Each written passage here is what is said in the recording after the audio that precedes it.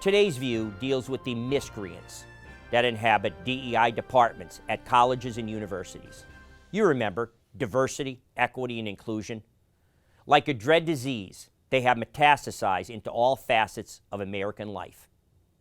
They, along with their evil twin, BRS, otherwise known as bias reporting systems, which specializes in thought policing and turning one's fellow students into snitches, are raining tyranny and indoctrination on our campuses. Their woke ideology, censoring free speech and intellectual debate, their ruining of careers, have turned our universities into crucibles of conformity and censorship. Most recently, as editorialized by Pulitzer Prize-winning historian George Will, he writes of history professor James Sweet, who was also president of the American Historical Society.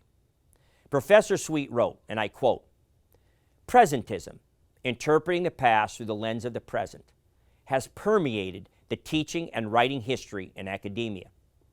But doing history with integrity requires us to interpret elements of the past, not through the optics of the present, but within the worlds of our historic actors.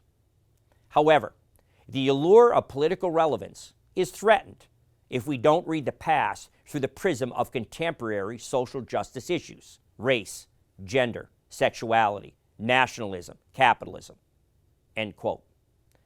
As George Will points out in his editorial, Professor Sweet tried to say something sensible and succeeded. However, he had threatened progressive vanity, which celebrates oneself by disparaging historic figures like George Washington, Abraham Lincoln, and Winston Churchill, which in the eyes of woke ideologues were the moral inferiors of the woke academia complex. I will now conclude by quoting George Will directly. Quote, "Many academic historians writing history that matters fancy themselves heroes, fighting to overthrow systemic this and that. They yearn to have public consequence off campus in the political realm. However, today people engaged in the serious craft of politics are uninterested in the work of dilettantes who dabble at politics to the detriment of their vocation.